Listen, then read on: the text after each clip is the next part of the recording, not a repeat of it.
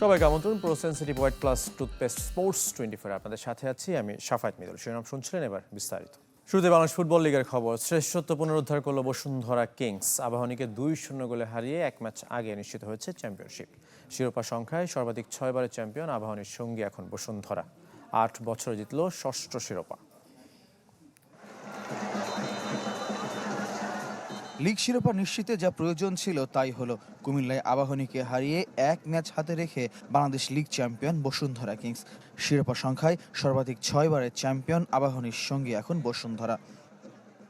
যদিও এদিন চ্যাম্পিয়ন লেখা বিশেষ জার্সি পরে কিংসের উদযাপন দেখা যায়নি। কঠিন সময়ে বড় অর্জনের দিন দর্শকের চাপে মাঠেও উদযাপনটা ঠিকমতো হয়নি জিকো, রাকিব, ফাহিমদের। শুক্রবার কুমিল্লায় সাদামাটা প্রথমার্ধের পর দ্বিতীয়ার্ধে পেনাল্টি পায় কিংস। রেফারির সিদ্ধান্ত নিয়ে কঠোর প্রতিবাদ জানিয়েছিল স্বাগতিক আকাশে নীল, তবে অনড় রেফারি আনিসুর রহমান। বসুন্ধরাকে এগিয়ে নেন দরিয়েলতন গোমেজ। লিগে সর্বাধিক 18 গোল ব্রাজিলিয়ান তারকার। এরপর আবাহনী ম্যাচে তো ফিরতেই পারেনি, উল্টো সোহেল রানার গোলে আরও এগিয়ে যায় কিংস। এই গোলটাই পুরো ম্যাচের হাইলাইটস। পারিশ্রমিক সহ অভ্যন্তরীণের বাহ্যিক নানা চাপে কঠিনতর সময়ে কিংস, তবু মৌসুমের দ্বিতীয় শিরোপা জিতে এবার ট্রেবলের অপেক্ষায় ফুটবলার, কোচিং স্টাফ। ওরা আজকে বলছে যে আমরা আজকে যেভাবেই হোক আজকে 3 পয়েন্ট নিব ইনশাল্লাহ। আমরা ড্র করলেও হয়, কিন্তু আমরা 3 পয়েন্ট নিব। আমরা হেরে যাব না, আমরা জিতে যাব। আজকে যদি আমরা হারতাম তাহলে কিন্তু আমরা সেকেন্ড পজিশনে নেমে যেতাম, কিন্তু আমাদের প্লেয়াররা অনেক ভালো খেলছে, যার কারণে আজকে আমরা জিততে পারছি। 19 তারিখ আমাদের ফাইনাল খেলা ফেডারেশন কাপের, আমরা ওইটাও জিততে চাই। ওইটা জিতলে আমার কাছে মনে হয় Bashundhara Kings second time treble champion হবে। আসলে আমি জানি না এর আগে কোনো টিম হয়েছে কিনা। মৌসুমে চ্যালেঞ্জ কাপ আর লিগ শিরোপার পর মঙ্গলবার ফেডারেশন কাপ ফাইনালে মোহামেডানকে হারাতে পারলে দ্বিতীয়বারের মতো ট্রেবল উদযাপন করবে বসুন্ধরা কিংস। ফয়জুল ইসলাম, চ্যানেল 24, কুমিল্লা। এদিকে কথা রাখতে পারল না ফুটবল ফেডারেশন। এখনও ঘোষণা করতে পারেনি পরবর্তী কোচের নাম।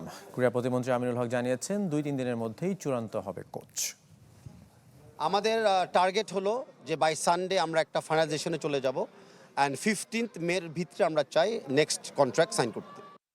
15 মে ঘটা করে ফুটবল কোচের নাম ঘোষণার কথা জানিয়েছিলেন ফেডারেশন সভাপতি তাবিদ আওয়াল, তবে কথা রাখতে পারেননি। হামজা শমীদদের পরবর্তী কোচ কে হচ্ছেন তার জন্য আরও সময় চাইল ফেডারেশন। সাধারণ সম্পাদক ইমরান হোসেন বল ঢেলে দিয়েছেন জাতীয় দল ব্যবস্থাপনা কমিটির কোর্টে। মাননীয় মন্ত্রী মহোদয়ের সাথেও কথা হয়েছে, আমাদের ন্যাশনাল টিমস কমিটির সাথে। আপনারা আসলে 2-1 দিনের মধ্যে হয়তো জানতে পারবেন। টক অব দ্য টাউন কে হচ্ছেন বাংলাদেশ দলের পরবর্তী কোচ, কার হাত ধরে এগিয়ে যাবে দেশের ফুটবল।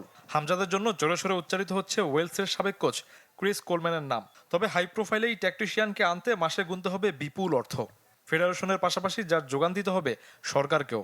তাই নিজেদের সীমাবদ্ধতার কথা স্মরণ করিয়ে দিলেন প্রতিমন্ত্রী আমিনুল হক। আমাদের সীমাবদ্ধতা রয়েছে, প্রায় 90 ডেজের কাছাকাছি আমরা সরকার গঠন করেছি, এবং 90 ডেজের ভিতরেই কিন্তু ভবিষ্যৎ স্পোর্টস নিয়ে আমাদের কি পরিকল্পনা বা আমরা কিভাবে এগোতে চাই সেটার একটা ছোটখাটো ধারণা কিন্তু ইতিমধ্যে আপনাদেরকে দেওয়া হয়েছে। এত ব্যয়বহুল কোচ এনে কি পাবে বাংলাদেশ? আগামী 2 বছরে সাফ ছাড়া নেই বড় কোনো টুর্নামেন্ট, যা বিবেচনায় নিয়ে বাফুফে সভাপতির সাথে আলোচনা করেছেন প্রতিমন্ত্রী। তবে ফুটবল সমর্থকদের প্রত্যাশার প্রতিফলনও ঘটাতে চান তিনি। আগামী 2 বছরে আমাদের যে খেলাগুলো রয়েছে বাংলাদেশ জাতীয় ফুটবল টিমের সবকিছু বিচার বিশ্লেষণ করে আমরা আমাদের ভবিষ্যৎ ফুটবলটাকে, যেহেতু ফুটবলের যে ক্রেজ বা বর্তমানে ফুটবলকে কেন্দ্র করে বাংলাদেশের মানুষের যে একটা প্রত্যাশা রয়েছে, সেই প্রত্যাশাটা পূরণ করা হচ্ছে আমার কাছে সবচেয়ে বেশি জরুরি একটি বিষয়। ক্রীড়াঙ্গনে পরিকল্পনা বাস্তবায়নে বাজেট বাড়ানোর আশা প্রতিমন্ত্রী। অপেক্ষা করেন, আমরা দেখছি। শফিউদ্দিন শাওন, চ্যানেল 24, ঢাকা। এবার ক্রিকেটের খবর। বাংলাদেশ পাকিস্তান সিরিজ কাল দ্বিতীয় ও শেষ টেস্ট। সিরিজ জিততে আশাবাদী বাংলাদেশ। যে কোনো সময়ের তুলনায় শক্তিশালী পেস বোলিং ইউনিট, তাই 20 উইকেট নেওয়ার সামর্থ্য রাখেন বোলাররা, দাবি মুশফিকুর রহিমের। দেশের সবচেয়ে অভিজ্ঞ এই ক্রিকেটারের চোখে এই টেস্ট দলটা সবচেয়ে ধারাবাহিক। সিলেট আন্তর্জাতিক স্টেডিয়ামে ম্যাচ শুরু সকাল 10টায়। সিলেটের বৃষ্টি, আবহাওয়ার বিরূপ প্রভাব বাংলাদেশের অনুশীলনেও। টেস্টের 5 দিনেই বৃষ্টির সংখ্যা, তাই ফল বের করাটা হবে কঠিন। অবশ্যই ভালো খেলা এবং রেজাল্টটা যদি আনতে পারি সেটা ডেফিনেটলি একটা বড় চ্যালেঞ্জ হবে, বাট আমি মনে করি যে ইনশাল্লাহ আমরা সেই দিকেই যাব। পাকিস্তান একাদশে ফিরছেন তাদের সেরা ব্যাটার বাবর আজম, সফরকারীদের জন্য যা বাড়তি প্রেরণার। তবে রাওয়ালপিন্ডির টেস্টের কথা মনে করিয়ে দিলেন মুশফিক। টাইগার বোলাররা জানে কিভাবে বাবরকে থামাতে হয়। অবভিয়াসলি জানি আমরা কোথায় তাকে ওই রকম করে অ্যাটাক করতে হবে বা কোথায় কিভাবে প্ল্যান আছে সেটা সব এক্সিকিউট যদি ইনশাল্লাহ হয়, ডেফিনেটলি আমি মনে করি যে আমরা তাকেও চাপে ফেলতে পারবো এবং পুরো টিমকেও চাপে ফেলতে পারবো। যথেষ্ট চাপে আছে পাকিস্তান। দলের পারফরমেন্সে ক্ষুব্ধ দেশটির সাবেকরা। শান মাসুদের নেতৃত্ব নিয়েও প্রশ্ন উঠছে। সিরিজ বাঁচাতে হলে জয়ের বিকল্প নেই সফরকারীদের। আমরা ক্রিকেট না খেললেও সমালোচনা হবে। পেছনে কি হয়েছে তা নিয়ে ভাবতে চাই না। আমাদের চেষ্টা থাকবে এই ম্যাচটা জিততে।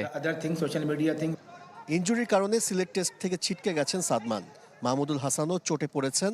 ম্যাচের আগের দিন ব্যাটিং অনুশীলনও করেননি তিনি। সেক্ষেত্রে নতুন ওপেনিং পার্টনার পেতে যাচ্ছে বাংলাদেশ। জাকির হাসানের সাথে নামতে পারেন অভিষেকের অপেক্ষায় থাকা তানজিদ তামিম। যে অনেক সময় কম্বিনেশন হয়তো বা অনেক সময় কন্ডিশন বা অপোনেন্ট বেস করেও অনেক সময় চেঞ্জ করতে হয়। সিলেটে জিতলে টেস্ট চ্যাম্পিয়নশিপের পয়েন্ট টেবিলেও এক ধাপ এগিয়ে যাবে বাংলাদেশ। ভারতকে টপকে উঠে যাবে 5 নম্বরে। আশিক রুদ্র, চ্যানেল 24, সিলেট। আবারও কি ওয়ানডে ক্রিকেটে ফিরছেন মুশফিকুর রহিম? না, গুঞ্জন থাকলেও নিজেই সম্ভাবনার কথা উড়িয়ে দিলেন। টেস্ট নিয়েই যত ধ্যান জ্ঞান। 21 বছরের ক্যারিয়ারে কখনো অস্ট্রেলিয়ায় দ্বিপাক্ষিক সিরিজ খেলেননি মিস্টার ডিপেন্ডেবল। তাই আগস্টের সিরিজ নিয়ে বেশ উচ্ছ্বসিত তিনি। মুশফিকুর রহিমকে ওয়ানডে দলে চান অধিনায়ক মেহেদী মিরাজ। মিডল অর্ডারের ক্রাইসিস কাটাতে বিশ্বকাপে এই অভিজ্ঞ ক্রিকেটারের উপর আস্থা রাখতে চায় টিম বাংলাদেশ। তবে কি অবসর ভেঙে ফিরবেন মিস্টার ডিপেন্ডেবল? আমি মনে করি যে ইটস ভেরি পজিটিভ একটা ভাইব, যেটা কিনা কারণ স্বাভাবিক এখানে ম্যাক্সিমাম দেখা যায় যে কনসিস্টেন্ট পারফর্মারের সংখ্যাটাও এখন অনেক বেশি। তো একটা টিমে যখন আপনার কনসিস্টেন্ট পারফর্মারের সংখ্যা থাকবে তখন দেখা যায় যে ওখানে যে কোনো চ্যালেঞ্জ আসলে সে হ্যান্ড রাইজ করে এবং সে ওটাকে চ্যালেঞ্জটা নেওয়ার জন্য মোকাবেলা করার জন্য প্রস্তুত থাকে। গুঞ্জন আর সম্ভাবনা নিজেই বন্ধ করে দিলেন মুশফিকুর রহিম। আপাতত মনোযোগ টেস্ট ক্রিকেটেই। 21 বছর ক্যারিয়ারে কখনো অস্ট্রেলিয়ায় দ্বিপাক্ষিক সিরিজ খেলেননি মুশফিক। আগস্টের সিরিজ নিয়ে বেশ উচ্ছ্বসিত তিনি। সুযোগ পেলে নিজের সেরাটা দিতে চান। অবভিয়াসলি এটা তো অনেক বড় একটা স্বপ্ন যে অস্ট্রেলিয়া মাটিতে গিয়ে অস্ট্রেলিয়া এগেনস্টে টেস্ট খেলা। আর নাই জানার মতো যদি এরকম একজন স্পিড স্টার থাকে, আর সাথে সাথে আমি মনে করবো শুধু ও না, আমাদের তাসকিন বলেন, শরীফুল বলেন, আমাদের যে 8-10 জন কোর পেস বলেন একটা অ্যাটাক আছে। তো আশা করবো তারা সুস্থ থাকবে এবং হোপফুলি তারা সেই ডেলিভারিটা করবে। তাহলে কি অস্ট্রেলিয়ার বিপক্ষে টেস্ট সিরিজেই ক্যারিয়ারের ইতি টানবেন মুশফিক, নাকি দেশের মাটি থেকে ক্রিকেটকে বিদায় জানাবেন? এখনই কোনো লক্ষ্য স্থির করেননি, তবে সেরা সময় থাকতেই অবসরে যেতে চান মিস্টার ডিপেন্ডেবল। কালকের ম্যাচও শেষ হয়ে যেতে পারে, আবার বাকিটা উপর আল্লাহ জানে। আমি চেষ্টা করি প্রতিটা ম্যাচ, যেটা আমি বললাম যে ভাই মানে মৃত্যুর আগে লাস্ট কয়েকটা দিন বেঁচে থাকার খুব ইচ্ছা। তো বেঁচে থেকে যে কয়টা মাঠে দিন কাটাতে পারি এই ইচ্ছাটাই আছে। এখন ছাড়বো বা কবে ছাড়বো এটা আসলে এখন ওইরকম করে ডিসাইড করে নাই। বাট যাবার আগে বাংলাদেশের ড্রেসিং রুমে শৃঙ্খলার আরও তালিম দিতে চান মুশফিকুর রহিম। আশিক রুদ্র, চ্যানেল 24, সিলেট। মিরপুর টেস্টে স্লো ওভার রেটের কারণে বড় শাস্তির মুখে টিম পাকিস্তান। শান মাসুদের দলকে ম্যাচ ফির 40% কেটে নেওয়ার পাশাপাশি টেস্ট চ্যাম্পিয়নশিপের 8 পয়েন্ট জরিমানা করেছে আইসিসি। শুক্রবার এক বিজ্ঞপ্তিতে শাস্তির কথা জানিয়েছে সংস্থাটি। সিরিজের প্রথম টেস্টে নির্ধারিত সময়ের চেয়ে 8 ওভার পিছিয়ে ছিল টিম পাকিস্তান। আইসিসির নিয়ম অনুযায়ী প্রতি ওভারের জন্য 5% ধরে মোট 40% জরিমানা করা হয় পাকিস্তানকে। আম্পায়ারদের অভিযোগের ভিত্তিতে জরিমানার সিদ্ধান্ত জানান ম্যাচ রেফারি জেফ ক্রো।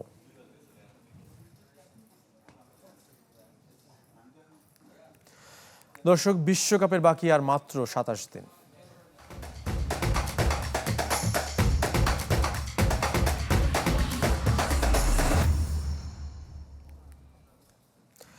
বিশ্বকাপের জন্য 26 সদস্যের শক্তিশালী দল ঘোষণা করেছে ফ্রান্স। জুলস কুন্দে, এমবাপ্পেদের নিয়ে গড়া লে ব্লুদের স্কোয়াড। তবে বাদ পড়েছেন কামাভিঙ্গা, কোলোমোয়ানির মতো তারকারা, যেখানে একমাত্র নতুন মুখ গোলরক্ষক হুবা হিসে।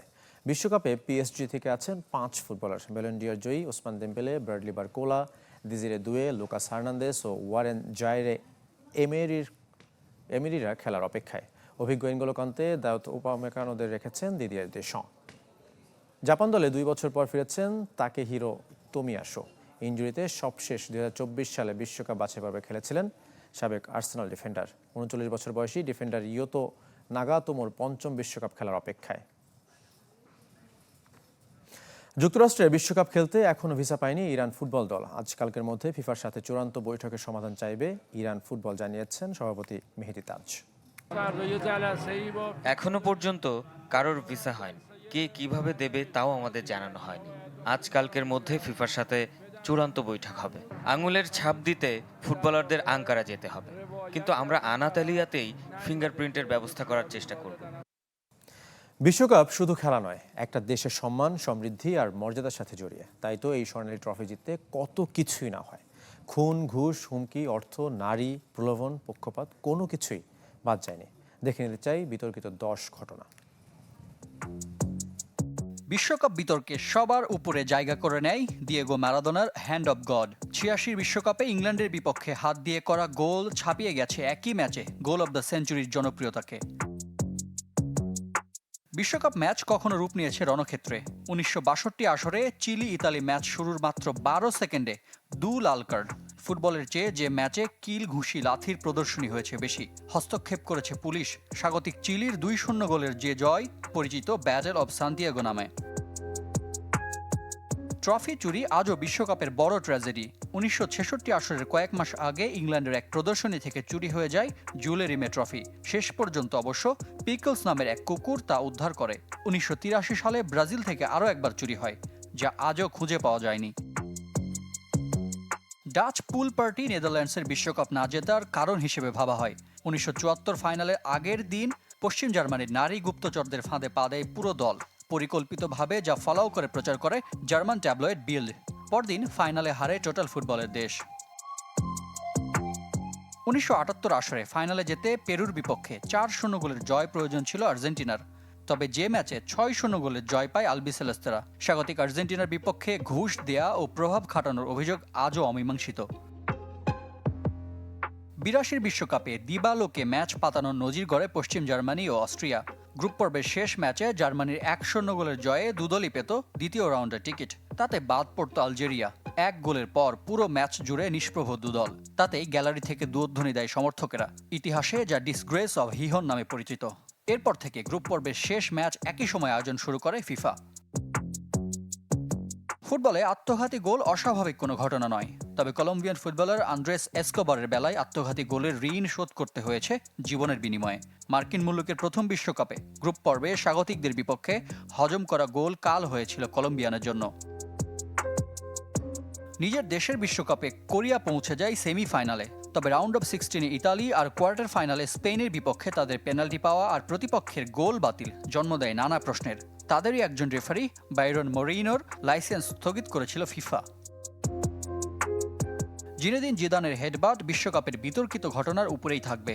2006 আসরের ফাইনালে মেজাজ হারিয়ে ইতালির মার্কো মাতেরাজ্জিকে আঘাত করেন। শেষ পর্যন্ত ট্রাইবেকারে হারে ফ্রান্স। একই আসরে Portugal Netherlands round of 16 match রূপ নিয়েছিল রণক্ষেত্রে। 4 লাল আর 16 হলুদ কার্ডে সে ম্যাচ পরিচিত ব্যাটেল অব নুরেমবার্গ নামে। Rifat Hossain, channel 24। Win or die, জিতো অথবা মরো। 1934 বিশ্বকাপ শুরুর আগে ইতালির স্বৈরশাসক প্রধানমন্ত্রী বেনিতো মুসোলিনি এমনটাই বলেছিলেন নিজ দেশের ফুটবলারদের। কথা রেখে ঘরের মাঠের বিশ্বকাপ শেষ পর্যন্ত জিতেছিল আজুরিরা। তবে নানা বিতর্ক আর পক্ষপাত দুষ্টের অভিযোগে যে আসর অভিযুক্ত।